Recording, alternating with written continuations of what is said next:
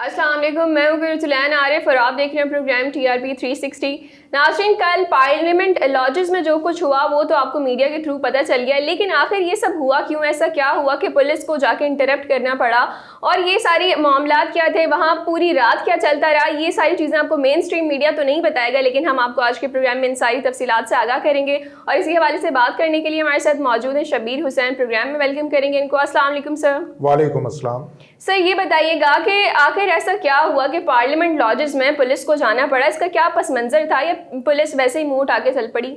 नहीं, बिल्कुल इसका एक बाज़ाब्ता पस मंज़र है। ऐसा नहीं था कि पुलिस जो है मुंह उठा के घुस गई। देखें, अंसारुल इस्लाम जो है वो एक फ़ोर्स है जो कि कहा जाता है कि जमीयत उलमा इस्लाम फजलुर रहमान ग्रुप के जो सरकर्दा रहनुमा हैं, ख़ास तौर पे मौलाना फजलुर रहमान साहब, उनकी हिफाजत पर मामूर है। ठीक है, ये एक डंडा बरदार फ़ोर्स है। इनके बारे में अक्सर ज़िक्र करते हैं मौलाना साहब। अभी पिछले महीने जब वो एक प्रेस कॉन्फ्रेंस कर रहे थे तो उनसे पूछा गया कि अगर आप इस्लामाबाद जाएंगे अपनी मार्च लेकर के, तो आपको अगर फ़ोर्स से रोका गया तो आप क्या करेंगे? तो उसका जवाब उन्होंने कुछ इस तरह से दिया था कि जी, फिर हमारे अपने डंडे भी तेल में डूबे हुए तैयार हैं और हमारे मुजाहिदीन मौजूद हैं। तो ये वो अंसारुल इस्लाम है जिसका ज़िक्र उन्होंने पिछले माह अपनी तकरीर में किया था। अच्छा, कल पूरे दिन क्या होता रहा? देखें, जब ख़बर तो तब बनी जब पुलिस जो है वो पार्लियामेंट लॉजेस घुस गई, लेकिन कल पूरे दिन ये होता रहा कि पार्लियामेंट लॉजेस जो कि रेड जोन एरिया है, आपको पता है शारे दस्तूर है वो, वहाँ पर उसके बिल्कुल सामने एक ग्रीन बेल्ट है। ये पूरे दिन अंसारुल इस्लाम के कोई तकरीबन 100-150 अफराद जत्थे की सूरत में वहाँ मौजूद थे। कभी वो वहाँ पे परेड करते थे, कभी वो वहाँ पे ड्रिल्स करते थे, और कभी वो मीडिया से बात करते थे। अपने सोशल मीडिया के ऊपर उन्होंने वीडियोस डाल रखी हैं। अगर लोग जाएंगे उनके सोशल मीडिया अकाउंट पर जो जमीयत उलमा इस्लाम के, तो वहाँ पे उस ड्रिल्स की और उन इंटरव्यूज़ की पूरी एक चेन उनको मिल जाएगी, एक थ्रेड मिल जाएगी। तो ये सुबह से वहाँ कार्रवाई जारी थी। अब उनसे जब पूछा जाता था, गो के मेन स्ट्रीम मीडिया तो उस वक्त तक नहीं गया जब तक वो पुलिस नहीं घुसी, लेकिन जब उनसे पूछा जाता था, कुछ यूट्यूबर्स और कुछ निजी सहाफ़ी जो थे उनसे पूछते थे, तो वो कहते ये थे कि जी, यहाँ पे हुकूमत MNAs को अगवा करने आएगी, हुकूमत की एजेंसियाँ अपोजिशन के MNAs को अगवा करने आएंगी, तो उनको रोकने के लिए हम जो है यहाँ आए हैं। तो उस वक्त तक तो कुछ ना हुआ जब तक वो बाहर बैठे थे, लेकिन फिर वो किसी तरह से साजबाज करके 70-80 करीब लोग, जो कि हुकूमत कहती है, वज़ीर दाखिला ने आज भी कहा कि वो 70-80 लोग जो है वहाँ घुस गए। तो 70-80 गैर मुतल्लिका अफराद जो कि डंडा बरदार फोर्स है, ठीक है, उनके पास कोई बाज़ाब्ता आतिशी असला नहीं है, कोई ऑटोमेटिक वेपन्स नहीं है उनके पास, लेकिन वो डंडे ज़रूर अपने साथ घुमाते रहते हैं। तो वो जब घुस गए तो फिर लामहला किसी भी रियासत के अंदर ये बर्दाश्त नहीं किया जा सकता और IG इस्लामाबाद को ऑर्डर करना पड़ा कि वहाँ ऑपरेशन किया जाए और उनको गिरफ़्तार किया जाए, जो कि ज़ाहिर है, आपको पता है, जब पुलिस कहीं भी जाती है तो वो प्यार मोहब्बत से तो कहीं भी बात नहीं करती, वहाँ फिर वो फोर्सफुली ही सारा काम होता है। लेकिन बदकिस्मती इस्लामाबाद पुलिस की समझ लें और खुशकिस्मती अंसारुल इस्लाम और वहाँ पे मौजूद अपोजिशन लोगों की समझ लें कि मीडिया के कैमरे उस वक्त वहाँ पहुँच गए जब इस्लामाबाद पुलिस वहाँ पहुँची। एक काम अच्छा किया है IG इस्लामाबाद ने कि उन्होंने उन लोगों को मुअत्तल किया है जो सिक्योरिटी पे मामूर थे पार्लियामेंट लॉजेस के, क्योंकि उन्हीं के साज़बाज के साथ ये अंसारुल इस्लाम के लोग जो हैं वो दाखिल हुए थे। एक बात मैं इंपॉर्टेंट ये भी बता दूं कि अक्टूबर 2019 में वफाकी हुकूमत ने तमाम सूबाई हुकूमतों को ये मरासला जारी किया था, जिसमें कहा गया था कि अंसारुल इस्लाम को एक बैंड ऑर्गेनाइजेशन कंसिडर किया जाए। तो वो मरासला आज भी नाफिजुल अमल है, तमाम सूबों को भेजा जा चुका है। तो अंसारुल इस्लाम एक लिहाज से देखा जाए तो रियासत की नज़र में बैंड ऑर्गेनाइजेशन है। जी सर, कहा जाता है कि जब जमीयत के MNAs को गिरफ्तार कर लिया गया तो उनके जो रहनुमा थे, वहाँ पे जो लोग मौजूद थे, उन्होंने एहतजाज करना शुरू कर दिया था, और जब उन्हें थाने लेके जाया गया तो तब भी वहाँ पे लोग प्रोटेस्ट कर रहे थे। तो इसमें कितनी सच्चाई है?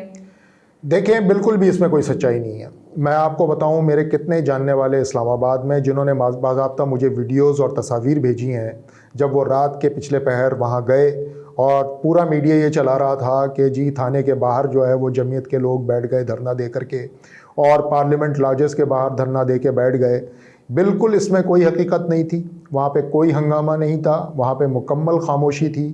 ہاں یہ ضرور بات بالکل حقیقت ہے کہ مولانا فضل الرحمان صاحب پوری رات پارلیمنٹ لاجز میں رہے, وہ وہاں پہ اپنے کارکنان کے ساتھ بیٹھے رہے اندر. لیکن جہاں تک مین سٹریم میڈیا نے یہ خبر پھیلائی اور بڑی ہی غیر ذمہ داری سے پھیلائی کہ جی بڑے پیمانے پہ دھرنا دے دیا گیا ہے اور پارلیمنٹ لاجز کے باہر کے سارے راستے بند ہو گئے ہیں, اس طرح کی کوئی صورتحال وہاں نظر نہیں آئی.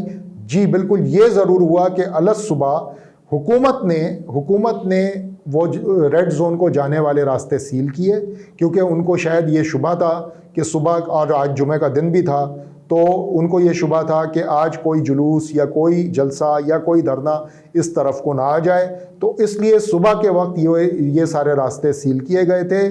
یہ بھی ضرور سچ ہے کہ ملک کے مختلف علاقوں میں جمعیت کے کارکنان نے بہت سارے راستے بند کیے تھے. کراچی میں 2-3 جگہیں ایسی تھیں, جیسے کہ کراچی پورٹ کو جانے والا راستہ مائی کولاچی کا وہ پوری رات بند تھا. اسی طرح ملیر کے کینٹ جانے والا راستہ وہ پوری رات بند تھا, جسے صبح مولانا فضل الرحمان کے اعلان کے بعد ختم کیا گیا دھرنے کو. لیکن جہاں تک یہ بات ہے کہ آپ پارا تھانے کے باہر تمام لوگ جتھے کے جتھے دھرنا دے کے بیٹھے رہے, ایسا بالکل بھی نہیں تھا. اسی طرح کہ یہ بات کہ پارلیمنٹ لاجز کے باہر لوگ بیٹھے تھے, یہ بھی بالکل اس میں کوئی سچائی موجود نہیں ہے. اچھا یہ بتائیں کہ مولانا فضل الرحمان کی پوری رات کیا سرگرمی رہی؟ دیکھیں یہ بڑی دلچسپ کہانی ہے. ابھی آپ کو جو ہے نا مین سٹریم میڈیا تو بالکل بتائے گا ہی نہیں, اور ظاہر ہے بہت سارے ہمارے رپورٹرز ہیں جن کو یہ خبر اب تک موصول بھی نہیں ہوئی ہوگی. دیکھیں مولانا صاحب کو کچھ جگہوں سے کوئی تقریباً پوری رات میں 8 سے 10 کالیں موصول ہوئی ہیں. ان 8 سے 10 کالز کے اندر بہت سے باوثوق اداروں کی طرف سے بھی کال موصول ہوئی ہیں. ان کو اتحادیوں یعنی کہ اپوزیشن جماعتوں کے سرکردہ رہنماؤں کی بھی کالز موصول ہوئی ہیں. ان کو حکومتی اتحادیوں جس میں قاف لیگ بھی شامل ہے ان کی کالز بھی موصول ہوئی ہیں. دیکھیں مولانا صاحب کی پوری کوشش رات بھر یہ رہی ہے کہ وہ 2 طرح کے امپریشنز ختم کریں. ایک تو یہ کہ انصار الاسلام کسی طرح کی کوئی متشدد سرگرمی میں ملوث ہونے والی تھی یا اس کی کوئی پلاننگ کر رہی تھی اسلام آباد میں, اس تاثر کو ختم کرنا تھا انہوں نے جتنی جلدی ہو سکے.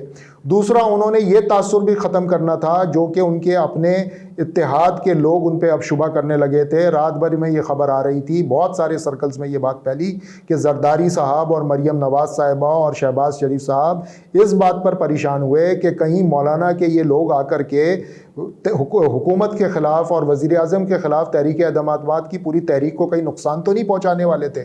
تو بیسکلی مولانا صاحب کو کل چیلنج یہ درپیش رہا پوری رات کہ وہ کس طرح سے اس سارے معاملے میں سبوں کی جو شکایات ہیں اور جو سبوں کے شکوک و شبہات ہیں ان کو ختم کریں. اور کچھ مقتدر حلقوں کی طرف سے بھی انہیں کالز موصول ہوئیں کہ بھائی آپ یہ کیا کرنے لگے ہیں, آپ وہ اچھا خاصا بنا بنایا کام اگر آپ بگاڑیں گے اور اس طرح سے بگاڑیں گے تو یہ آپ کے لیے اور سبوں کے لیے نقصان دہ ہوگا, اور پھر پتہ نہیں کس کو جو ہے حرکت میں آنا پڑے گا. تو کل رات بڑی بھاری تھی مولانا فضل الرحمان کے اوپر. گو کہ صبح وہ بڑے ہیرو بن کے نکلے اور انہوں نے کہا کہ جی ہم جو ہے وہ کسی سے کمپرومائز نہیں کریں گے اور یہ نہیں کریں گے اور وہ نہیں کریں گے. لیکن کل جو لوگ احوال جانتے ہیں رات کا وہ یہ بتاتے ہیں کہ کل کی رات بڑی بھاری گزری ہے مولانا فضل الرحمان پر. جی ناظرین, تو یہ تھا ہمارا آج کا پروگرام. آئی ہوپ اس سے آپ کو کافی انفارمیٹیو چیزیں سننے کو ملی ہوں گی جو کہ مین سٹریم میڈیا نہیں دکھا رہا. پھر حاضر ہوں گے نئے پروگرام کے ساتھ. اللہ نگہبان.